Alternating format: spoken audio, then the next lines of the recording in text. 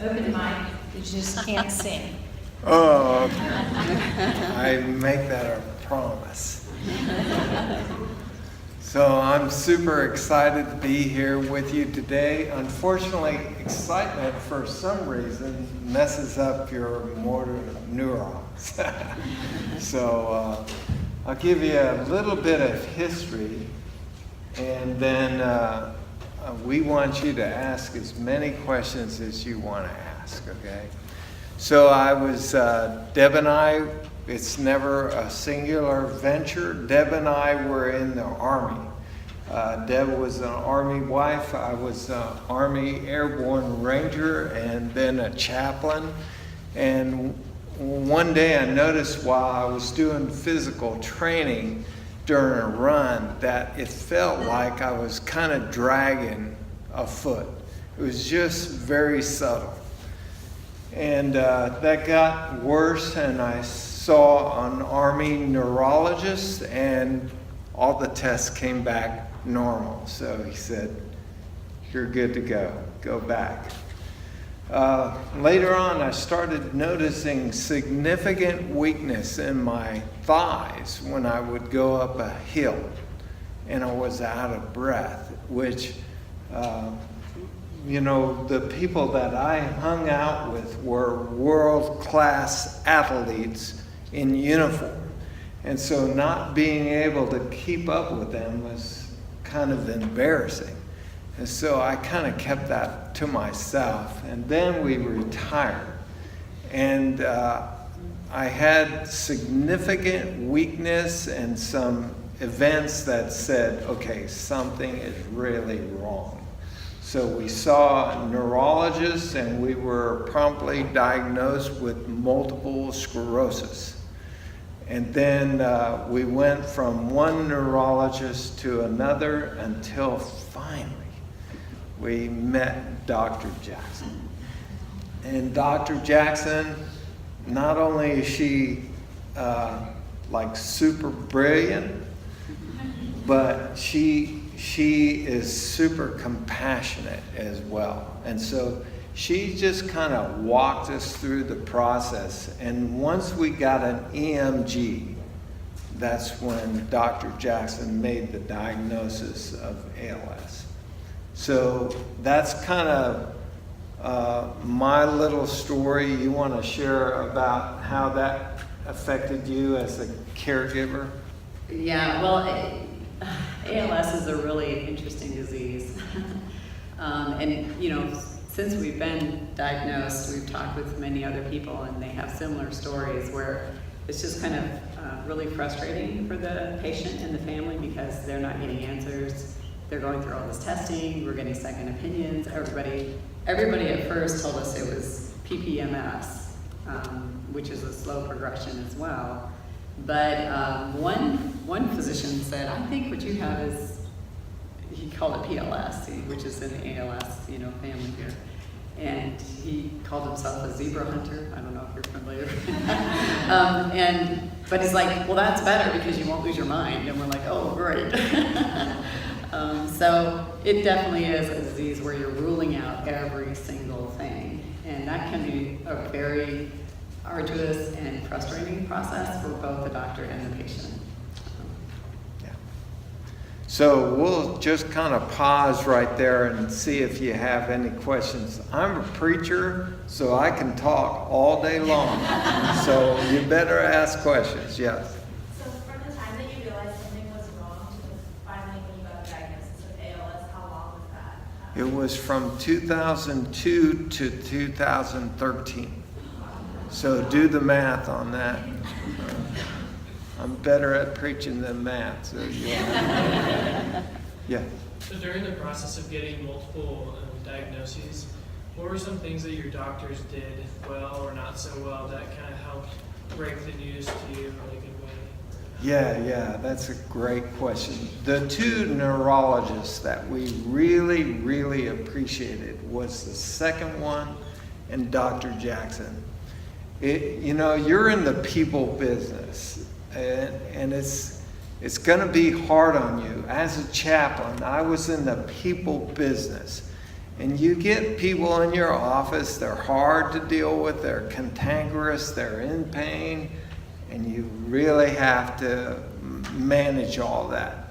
All the neurologists that we saw, with the exception of those two, did not do a great job of caring for people. That's a super important part of your job, compassion. And I know that because I had the same kind of circumstances every single day marching in and out of my office. You can choose to be jaded, but that's a choice. And so Dr. Jackson and the first neurologist, they'd ask a lot of questions, and then they weren't blunt, but they were straightforward. It wasn't a matter of factness. It was said in a compassionate way. And quite frankly, the first time we got news, that was kind of devastating. But when Dr. Jackson gave us that diagnosis that made so much more sense, it was kind of, it's going to sound weird, it was kind of a relief that we knew what was going on. Okay. Does that answer your question? Well, part of it was we go to the neurologist, they'd be like, none of the tests are showing anything. I don't know what to say other than maybe you can go to the Mayo Clinic. And it was like almost every time we went to a neurologist, we had to prop ourselves up because this is going to be a rough week after this is done because we're going to be so bummed out. And honestly, every time we go to the ALS clinic, we always leave with encouragement and hope. We have never left Dr. Jackson and her colleagues feeling depressed or bummed out, which we would, there would be times where I'm like, do we even want to go to this appointment? Because we already know it's going to be worse when we leave, because the neurologist is going to say, there's nothing I can do for you. There's nothing showing, I'm sorry, it sucks to be you. That's what we hear. So yeah. Yeah, and there's the practice, and then there's the art. What you need to learn from Dr. Jackson and their multidiscipline, is that the right way to say it? Clinic is that art. How do you care for patients more than just a diagnosis and medication and ongoing care, but how do you care for them emotionally, physically, spiritually, mentally? They do a great job with them. Everybody's bragging on Dr. Jackson, so you need to learn from. She didn't pay us to say this again. Yeah, that's right. Yeah. Since you mentioned that it's more of a rule-out diagnosis, with each session where you either got a different diagnosis or got we don't know what's going on, how could the doctors have done that better? Yeah, I think, I'll give you the first neurologist. I was sitting across from him from his desk, not even in an examination room. So red flags already, right? And he says, I think it's your neck. I'm not, I can put on a Band-Aid, and that's about it, but I know better than somebody just looking at me and saying, I think it's your neck. No exam, no blood work, none of that. So that's, I think, is an extreme case of, I don't know what you call it, but I'll get off that negative soapbox. I think they could have just did their job. Run some blood work. Do the things. Due diligence? That's really helpful. When doctors do due diligence, they go through the paces. So does that help? Yeah. You said that there were a few major incidences that kind of were red flags that maybe something else was going on. Can you tell us maybe about those? About what some of those red flags looked like? Yeah, I was one of them. This is going to sound so weird. I love preaching. I love doing this. I like helping people by talking. Maybe that's a disease in itself. But I'd get up to preach, and I'd start limping for some reason, and I couldn't explain it. You know, my leg wasn't hurt, but because I was excited, and that has to do with your nervous system, I just started limping. And then I'd get up on the platform, and my leg would just start uncontrollably shaking. That was a little bit embarrassing, you know. I'm commanding my leg not to do that, and it's not listening, you know. That was close, not the repetitive movements. And then one day I was out walking in the heat on a phone call that was extremely stressful on that phone call, and I had stroke-like symptoms. My uncle's a doctor, and he said, go to the emergency room now. And so they ruled out stroke, but that was kind of the wake-up call. And I don't know how much all of that had to do with ALS, but it did get my attention, so I went and saw a doc. So. Yeah, and most of the noticeable things for us happened when we were under a lot of stress and a lot of emotional stress. That seemed to bring on symptoms pretty quickly, like weight loss, change in speech, you know, those types of things. So they're like, okay, so just avoid stress. Like, thanks. Good luck with that as a doctor. Yeah. Could you talk us through like a typical day for you, and if there are any sort of like daily tasks that you struggle with? Okay, this is a great question, because I think if more ALS patients did these things, they would survive longer. Okay, that's my non-medical opinion. But I start my day with Jesus. I pray and read my Bible for about 2 hours, just getting connected.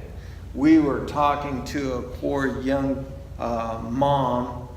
wife yesterday that just experienced a miscarriage.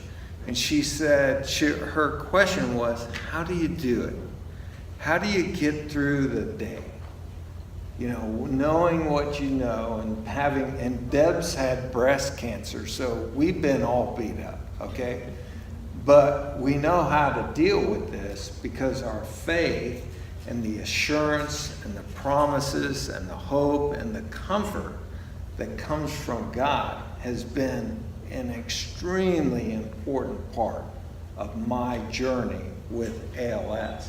So my day starts off on that foundation. Okay, God, yeah, I'm not going to make it on my own. So you're going to need to speak to me and help me through this day. Some people say that religion is a crutch. If you need a walker, go ahead and use it, okay? So I need a walker, and it's the best thing that I do. And then Deb and I, if you get married, this is the life you want to live, okay? We go to the gym together almost every morning, and like Dr. Jackson said, she is all buff and on the elliptical and all that stuff, and I do my little 30-minute walk and stretch. I stretch for 30 minutes, I walk for 30 minutes, and just because of my training in the military, I try to do 50 push-ups from my knees, okay? And then 50 sit-ups or crunches. And I've been able to maintain that. I think, and Dr. Jackson can correct me, if I would not have been disciplined at doing that kind of regimen, I'd be a lot worse off. But that daily stretching and I don't try to overexert. That's a bad thing for ALS patients if they overdo it. So I'm just trying to maintain, not trying to, run a triathlon or anything like that. Just maintain. Then we go to lunch together. Are you getting this? We spend a lot of time. And we usually bring somebody to lunch with us, and we're doing ministry with them, drinking coffee or eating a hamburger or something like that, or something healthy, sorry.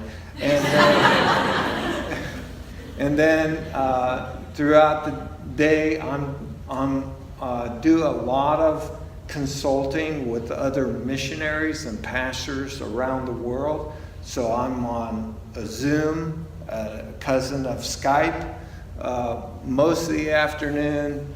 Then we eat dinner together sometimes, and then in the evening, I'm doing the same thing. So I'm talking to people and coaching them and training them in ministry.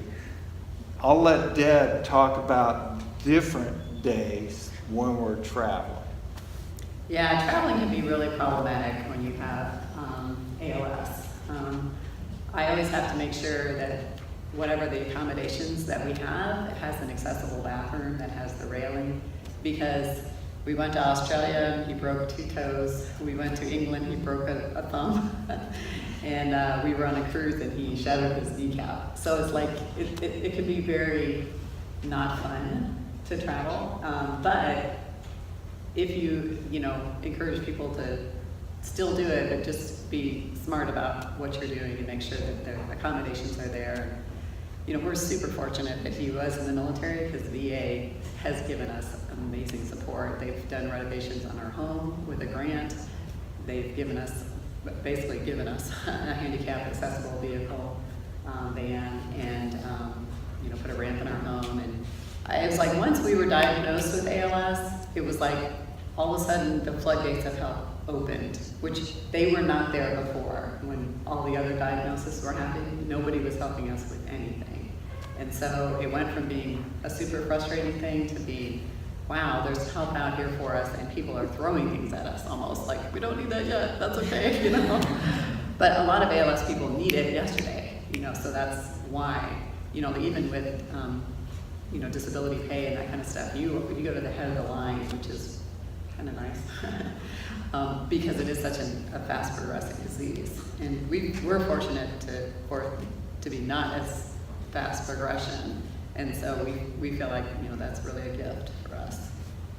One of the things that you need to do for your patients, I kind of was brought up this way, but this is really helpful, to give the patient perspective on what they're going through, and that they can still make a difference. That their life can be invested in other people's lives, probably even more than it was before. As an Army chaplain, I would deal with wounded soldiers, and there was one soldier who had lost an arm and both legs. And he was very, very angry. Angry at the Army, angry at God, angry at everyone. And that's a natural phase to go through. But I told him, this may have shut a few doors, but it will open thousands more. You just have to change your perspective. Every day I try to share my 1-minute story with people. And if I have my cane or a walker and I walk up to a stranger and I say, hey, can I share my 1-minute story with you? No one says no to a guy with a walker. Right? And so I'm leveraging my life to help other people. You want to hear my 1-minute story? Yes. All right. And I'll be done at the end of the 1-minute story. When I was a young man, I was a paratrooper, and I was scared to death of jumping out of airplanes. So I made a deal with God. If you open my parachute, I'll go to church every Sunday.